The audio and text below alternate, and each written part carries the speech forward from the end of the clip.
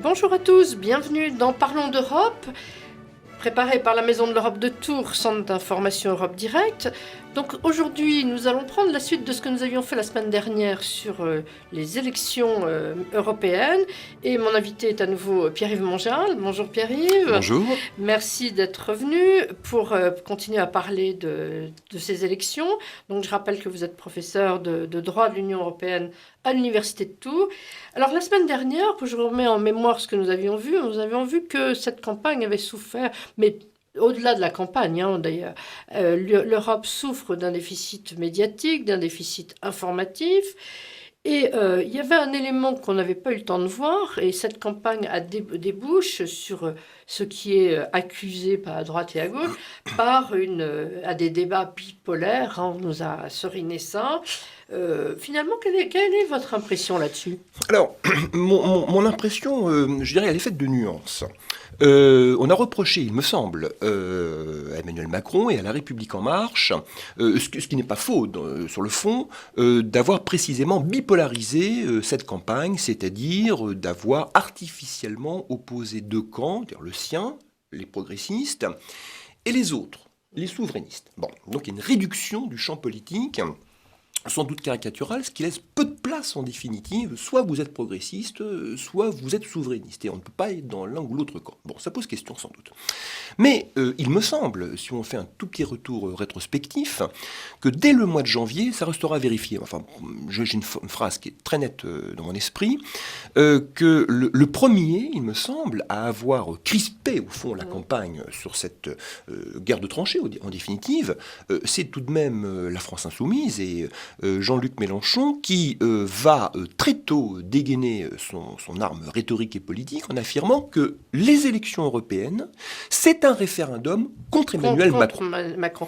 Et ça sera repris par Marine Le Pen. Et ce sera relayé, repris par Marine Le Pen, qui va même au-delà du référendum, puisqu'elle suggérait que si la République En Marche perdait, Emmanuel Macron devrait en tirer les conséquences et quitter et démissionner. Bien.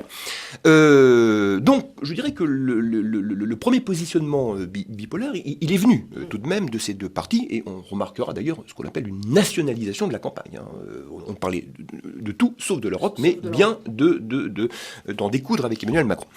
Alors maintenant, je crois qu'il faut être nuancé, parce que effectivement, la République En Marche a prospéré dans cette espèce de bipolarisation, cette construction antagoniste pour les élections européennes, mais il me semble que, sans doute, s'agit-il d'une stratégie en vue des municipales et surtout de la présidentielle, vraisemblablement, mais derrière tout cela, alors je ne suis pas politiste, mais sans doute que nos collègues politistes pourraient affiner le propos, je crois surtout que Emmanuel Macron a bien compris que la nouvelle donne politique en France, elle est celle-ci. C'est-à-dire que ce qu'on appelle la recomposition du paysage politique, c'est quoi ? C'est l'effondrement du Parti socialiste, ne serait-ce qu'à voir les scores de Benoît Hamon par exemple, l'effondrement de la République, enfin des Républicains. Oui. C'est-à-dire ces deux partis qui depuis 50 ans ont gouverné la France. Ils ne font aucun score. Ils sont laminés. Ils sont totalement laminés, sont devenus inaudibles. Et l'éparpillement de la gauche en 6 listes, avec des positions diamétralement opposées d'un point de vue idéologique, économique et politique, sont absolument impossibles à réconcilier. Et donc, quand Emmanuel Macron et La République En Marche positionnent le débat sur les européennes dans un face-à-face progressiste, c'est caricatural, et souverainiste, il ne fait que prendre acte et anticiper sur ce vaste mouvement de recomposition de notre vie politique interne, il me semble. Et la donne politique est celle-ci, elle est bien bipolaire. Voilà, elle est bipolaire. Alors, elle est bipolaire au niveau national. Au niveau national. Parce qu'au niveau local, alors moi j'aurais tendance à dire, ce qui est un peu méchant, pour ces deux grands partis traditionnels, que sont le PS et LR, finalement, ils ont atteint leur principe de Peter avec le local et la région. Ils sont bons là, mais ils peuvent pas. Au-dessus, c'est plus ça. Mais vous avez tout à fait raison. Et en affirmant une telle chose, en fait, vous soulignez quoi ? Que chaque élection est spécifique à son objet. L'élection européenne, ce n'est pas la présidentielle, et l'élection européenne, ce n'est pas l'élection locale. Et donc là où il y a une bipolarisation pour la présidentielle et l'européenne parce qu'on a voulu nationaliser, encore une fois, cette élection. Ce n'est pas vrai au niveau local. Parce que probablement que des maires qui appartiennent aux Républicains, ou enfin ce qui reste du Parti socialiste, seront vraisemblablement, probablement, réélus. Et qu'on n'aura peut-être pas une telle recomposition du paysage D'abord parce municipal. qu'on manque peut-être aussi de gens. Et peut-être on ne aussi peut pas parce qu'on dégager manque tout le monde. on ne peut pas dégager tout le monde et qu'il manque des gens, sans doute. Mais ça, je trouve que c'est assez intéressant de se dire que finalement, il y a des niveaux politiques Oui, il y a des niveaux politiques. adaptés Oui, à oui, certains oui, partis, oui. et puis d'autres qui ne le sont plus. Ils les ont usés. Ils les ont usés. Exactement, c'est tout à fait ça. C'est tout à fait ça. Alors comment peut-on définir un petit peu, puisqu'on a bipolarisation là, dans ces européennes, sans oublier quand même le Parti vert Bien entendu. C'est vrai que... qui monte. Alors, il ne monte pas parce qu'il avait été plus haut. Il avait été plus haut. On l'a oublié, ça. Et les Verts, on les revoit, je dirais, presque systématiquement aux européennes. Nettement moins au niveau local et nettement moins au niveau national. Ouais, ils n'ont pas un message encore très audible du point de vue national. C'est juste. Et c'est un peu la surprise d'ailleurs. Donc c'est quand même c'est un premier clivage. Il y en a un autre qui paraît, enfin quand on regarde les cartes, la cartographie du vote, de manière, alors, nous ne sommes pas politistes ni l'un ni l'autre, mais quand même, et notamment dans la région, je suis quand même frappée. Il y a la grande agglomération de Tours et tout ce qui est autour. Et puis, toute la périphérie qui a voté de manière très différente. Très différente.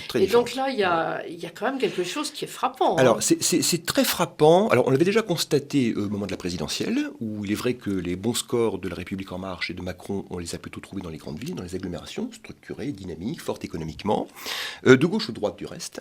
Mais c'est une constante pour les européennes. Alors, que ce soit en France, au regard à la fois des élections européennes et des grands référendums européens, mais c'est vrai également dans les autres pays de l'Union européenne, lors de ces grands rendez-vous liés aux élections européennes. C'est-à-dire qu'il y a, pas une opposition, mais il y a une démarcation entre... Alors, pardonnez-moi la simplicité du propos, mais on va dire les pro-européens, donc ceux qui vont voter et ceux qui vont participer aux élections européennes, qu'on va retrouver dans les grandes villes, dans les grandes agglomérations. Alors à Tours, c'est tout à fait significatif. Oui, il y avait un très bon article dans l'ANR qui expliquait bien la première couronne, la deuxième couronne, et puis au fond, entre guillemets, le reste. Moi, je vis à la campagne, je le vois bien, enfin, dans le Loir-et-Cher. Et puis, effectivement, alors, ce qu'on peut appeler la ruralité, ce qu'on appelle maintenant la périphérie, mais ça, je me méfie un petit peu de cette terminologie, enfin, la campagne, la ruralité, eh bien, qui, justement, se crispe davantage, participe moins, et va plutôt se rapprocher, soit du Rassemblement national, soit de la France insoumise. Et la cartographie de cette élection européenne, je crois, une fois de plus en matière européenne, est illustrative de cette tension. Peut-être entre ceux qui profitent de l'Union européenne, souvent réduits aux gens diplômés qui circulent, qui ont des activités économiques, qui bougent, intellectuelles, et puis effectivement ceux qui sont davantage situés sur leur territoire et qui souffrent en plus objectivement davantage, peut-être. Pourtant, il y a quand même... c'est peut-être un peu naïf de ma part, mais quand même, la politique agricole commune, l'Europe a quand même fait énormément pour le monde rural. Sans l'Europe, on aurait une agriculture complètement défaillante. Donc pour ça, je suis toujours un peu étonnée. À la fois défaillante et puis une agriculture française totalement terrassée. Alors, elle n'est absolument pas en bon état, cette agriculture française. Mais on entend souvent... toujours le même discours du côté des agriculteurs qui explique que, d'abord, leur situation est objectivement complexe, difficile, ça c'est une certitude, et qui tapent régulièrement sur le dos de l'Europe. Et puis parfois, vous entendez aussi des agriculteurs mais qui disent « Mais attendez, sans la politique agricole commune, mais moi je ferme la boutique, je n'ai plus d'argent. 60% de mon salaire, ou 70%, malheureusement, ce sont des aides européennes. » Bon, d'une part. Et d'autre part, c'est vrai que, ça c'est un constat, la politique agricole commune a conduit à la disparition de nombreuses petites fermes au profit de grandes structures agroalimentaires, laitières, qui ont quand même fait beaucoup de mal à l'enracinement agricole. Et c'est vrai que, pour le coup, cette disparition, ce déracinement est très mal vécu dans la ruralité. Et l'agriculture, c'est la ville, c'est la petite commune, c'est les commerces, c'est la fixation de la population. Et depuis 20 ans, il y a quand même un effritement social qui est très net. Ouais.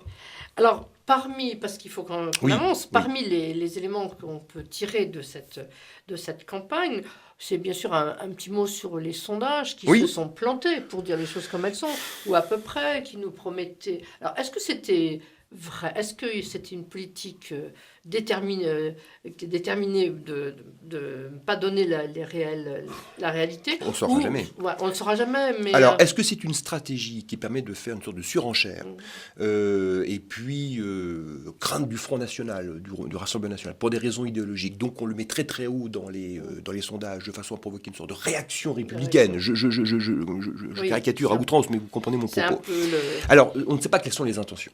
Moi, ce qui est quand même très rassurant dans, entre guillemets, cette science sondagière, c'est qu'elle échoue. C'est qu'elle se trompe. C'est rassurant parce que ça veut dire que les comportements humains et le comportement des citoyens ne sont pas quantifiables, ne sont pas prévisibles. Fort heureusement, on ne peut pas nous réduire à une équation, à un modèle statistique. Bon. Mais tout de même, ils ont largement raté leur cible. 1, sur la participation. 2, sur la surestimation des républicains, qui sont quand même passés grosso modo de 14% à 8%. Bon. Oui. 3, sur la percée des Verts, qui n'était pas prévue. Là, en revanche, où ils ne se sont pas tellement trompés, mais au fond, c'était facile. C'était sur La République En Marche et sur le Front National. Oui. À 1 ou 2 points près, bon, là, ils ne se sont pas tellement trompés. Mais même pour les petites listes Hamon, rappelez-vous, il était crédité de 5-6%. On le retrouve à 3,5%, je crois. Donc, Glucksmann, enfin, la liste de Place Publique, on l'a retrouvé en dessous de 5. Et en fait, il va envoyer 7 ou 8 députés au Parlement européen. Bon, donc, il y a quand même beaucoup ici d'erreurs. Mais c'est vrai que ça ne devait pas être simple, puisque... Non, c'est pas simple. Quand on voit... Enfin, même dans nos familles, la veille du scrutin, j'avais des enfants qui me disaient, je ne sais pas pour qui je vais aller voter. C'est ça l'imprévisibilité, ce que les statistiques appellent la fluidité de l'électorat. Bah oui, le jour où on va voter, eh bien, la veille, on voulait voter pour un tel, et finalement, on va voter pour un autre. Je pense qu'on a beaucoup et qu'on est souvent dans cette situation-là. Ben écoutez, cette émission s'achève. Merci beaucoup, Pierre-Yves, et puis à la semaine prochaine.